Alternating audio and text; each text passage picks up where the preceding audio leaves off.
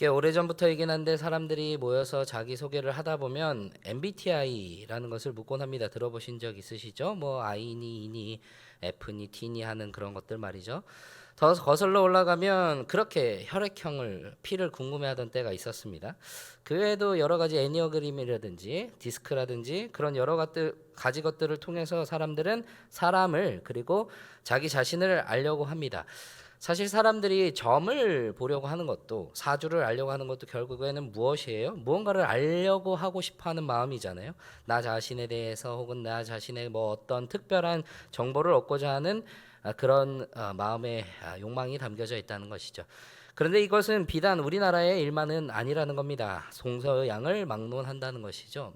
타로라든지 별자리라든지 카드를 뭐 뽑고 나를 알고자 하는 나의 앞날의 정보를 알고자 하는 그 지독한 욕망을 전 세계 모두가 가지고 있다는 것이죠. 그러나 우리는 그것을 다 알 수가 없습니다. 그러면 우리를 온전히 다 알려면 우리는 어떻게 해야 한다는 걸까요?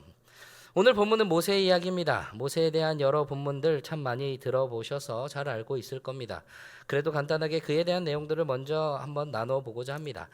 오늘 본문의 모세 광야에 있습니다. 1절에 보면 모세가 그의 장인 미디안 제사장 이드로의 양떼를 치는데 그 양을 몰고 광야를 지나서 하나님의 산 호렙에 이르렀다라고 이야기를 하고 있는 것이죠. 그러니까 지금 미디안 제사장의 이드로의 사위가 되었고 그의 양떼를 치고 있는 이 상황에서 광야에 나와 있다는 겁니다. 왜 그가 광야에서 양을 치고 있을까요? 출애굽 사건의 중심 인물 지금 모세가 지금 광야에 있는데 그가 처음부터 이 광야에 있었던 것은 아니라는 것이죠. 어린 시절부터 청년의 시절까지는 왕궁에 있었던 모세입니다. 사실 모세가 태어난 그 시점이 이 히브리인들 이스라엘 사람들에게 있어서 고난의 극치인 시점인 것이에요. 창세기의 마지막 절을 보면 50장 26절에 요셉이 죽고 애굽에서 장사를 치릅니다. 그리고 나서 출애굽에 들어오면 이스라엘은 그곳에서 생육하고 번성하였다고 이야기를 하고 있어요. 큰 자손을 이루게 되었다고 이야기를 하고 있는 것이죠. 그런데 시간이 많이 흐르다 보니까 요셉이라는 사람은 잊혀지고 이스라엘의 이런 번성을 두려워하는 그리고 경계하고 있는 애굽 왕에 의해서 이스라엘이 무엇이 되느냐면 그들의 노예가 되어버린다는 것입니다. 무거운 짐을 지게 되어버렸다는 것이죠. 그럼에도 이들은 계속 번성을 합니다.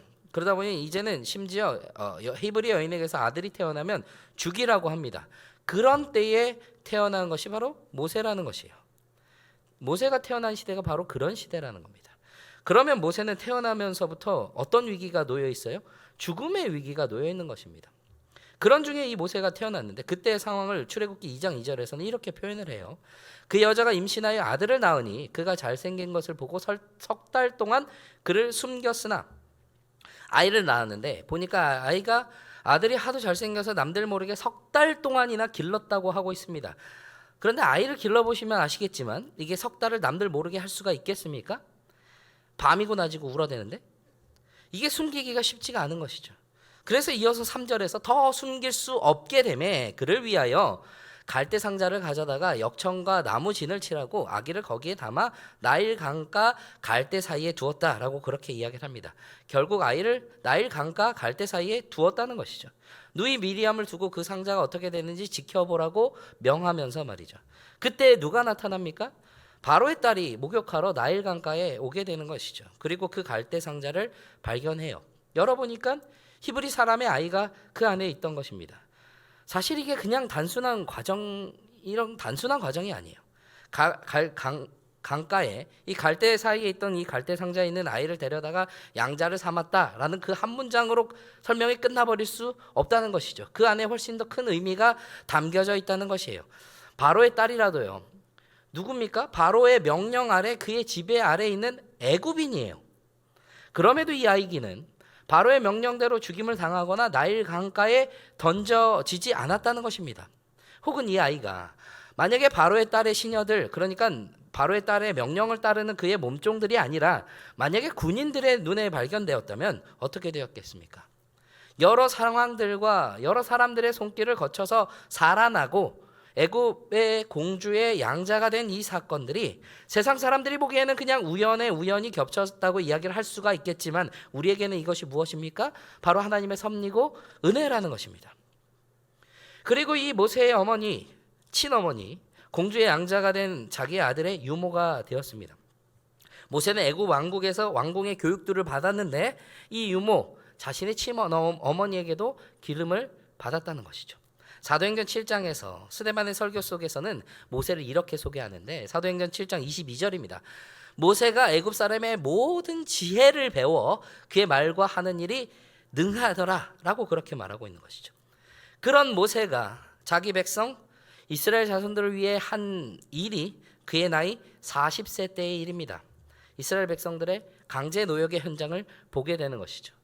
고되게 노동을 하고 있는데 애굽 사람이 히브리 사람을 치고 있는 모습을 보게 된 것이에요. 그리고 그 애굽 사람을 죽입니다. 그리고 모래 속에 감추게 되니까.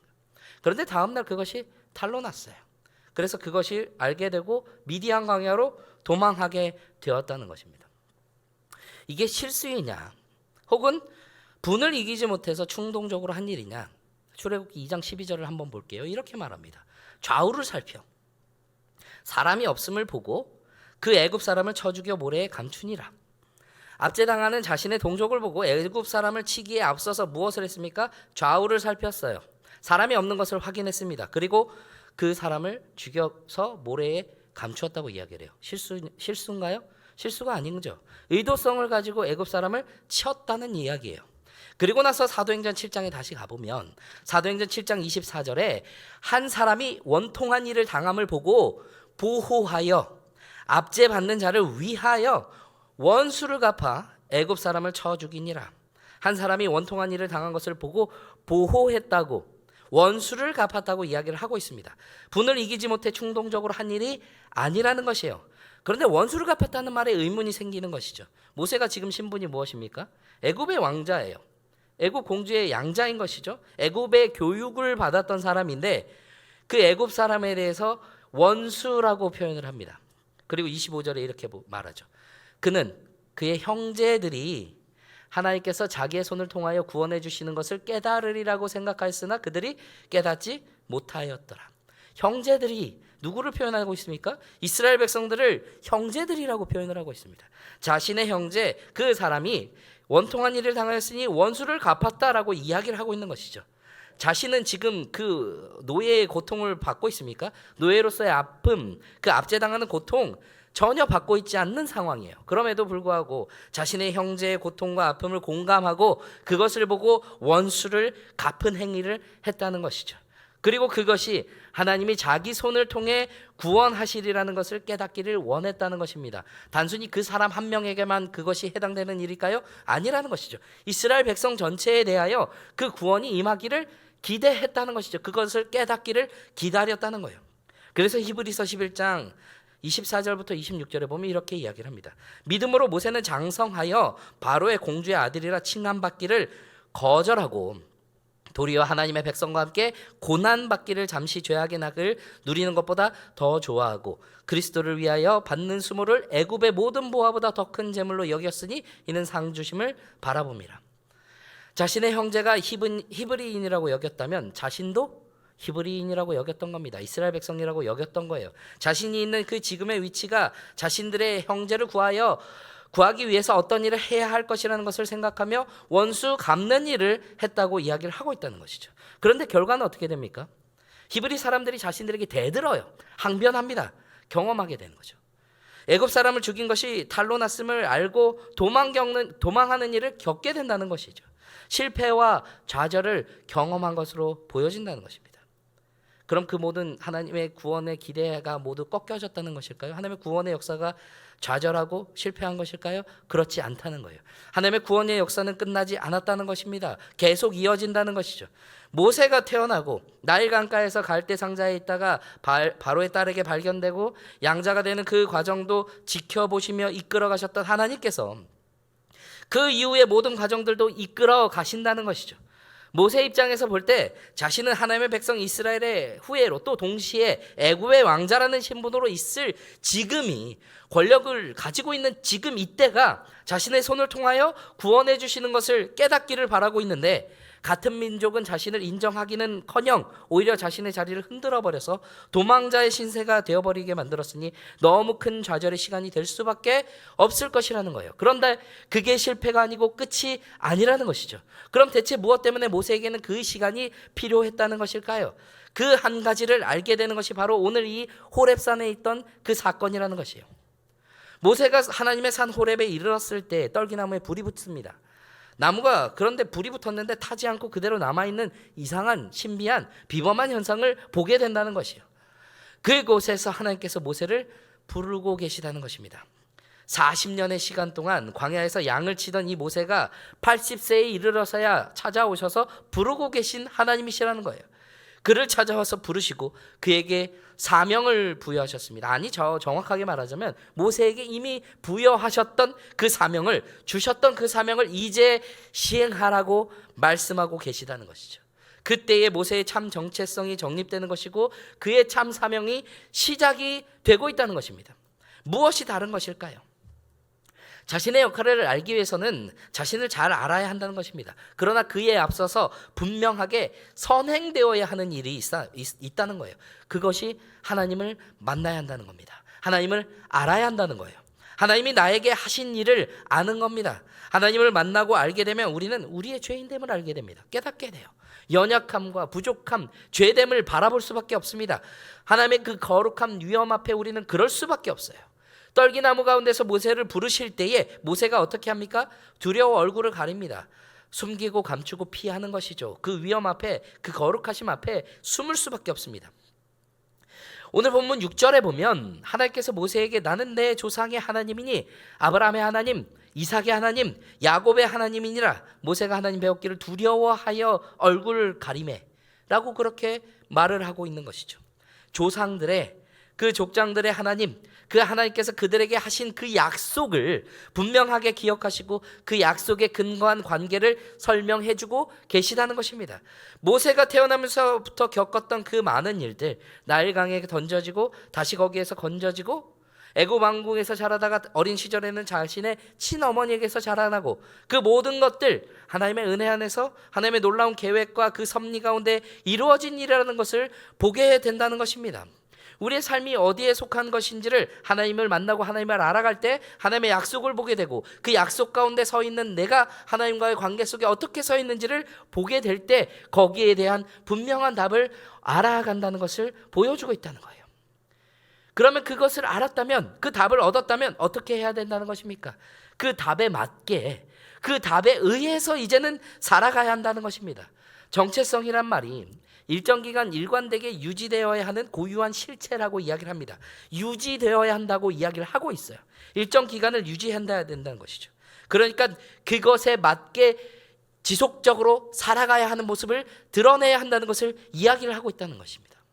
그것이 역할을 감당해 나가면서 살아가야 하는 모습을 이야기를 하고 있다는 거예요. 그런 그때의 11절에 보면 내가 누구이기에 바로에게 가며 이스라엘 자손을 애굽에서 인도하여 내리까라고 그렇게 내가 누구이기에 라고 말하고 있는 모세의 모습을 보게 된다는 것이죠. 지금 내가 아무것도 아닌 그 보잘것없는 존재인데 광야에서 양이나 치고 있는 그런 지금의 때인데 아니 그때 왕궁에 있을 때 큰 힘을 가지고 있을 때에도 못했던 그 일을 이제 와서 내가 어떻게 하겠느냐고 그런 질문을 던지고 있다는 것이죠. 거기에 하나님께서 12절에 뭐라고 하시냐면 반드시 너와 함께 있으리라. 하나님께서 찾아오시고 하나님께서 부르시고 거기에서 하나님께서 함께 하시겠다라고 말씀하신 것, 그때에 하나님의 사명을 감당하는 것이 시작된다는 것입니다. 떨기나무 가운데서 하나님께서는 모세에게 거룩한 곳이니 신을 벗으라고 하셨어요. 거룩하신 하나님 앞에 서야 하는 그의 모습을 그렇게 이야기를 하신 것입니다. 신을 벗는다는 것이 바로 그것이라는 것이에요. 그것을 아는 겁니다. 무엇을 아는 것이에요? 거룩하신 하나님 앞에 서는 것, 거기에서 하나님을 만나고 나를 알게 되는 그것이라는 거예요. 하나님을 통해 자신을 알고 자신의 역할을, 자신의 사명을 알게 되는 것입니다. 먼저는 그것을 보면 하나님의 거룩하심 앞에 경배로 나아갈 수밖에 없어요. 그런데 먼저 하나님을 만나야 한다고 했죠. 그런데 이게 내가 하는 게 아니라는 겁니다. 하나님이 만나 주셔야 한다는 것이죠. 하나님을 아는 것, 하나님께서 나에게 하나님을 알려주시지 않으면 우리는 온전히 하나님을 알 수가 없습니다. 하나님께서 보여주셨고 하나님께서 알려주셨고 하나님께서 만나주셨다는 것을, 그것을 깨달은 그 사람이, 그 사람에게 하나님께서는 사명을 주시고 우리가 하나님의 거룩한 자로 하나님의 자녀로서 해야 할 사명을 주셨다는 거예요. 그 역할을 우리에게 주셨다는 겁니다. 그것을 이제 감당해 나가는 것이 우리가 해야 할 일이라는 거예요. 그 답을 받은 사람의 모습이라는 것입니다. 하나님께서 모세를 보내세요. 어디로 보내시죠? 그가 도망쳐 나왔던 그곳으로 다시 돌려보내십니다. 좌절해서 도망쳐 떠나왔던 그 애굽으로 다시 그를 돌려보내신다는 거예요.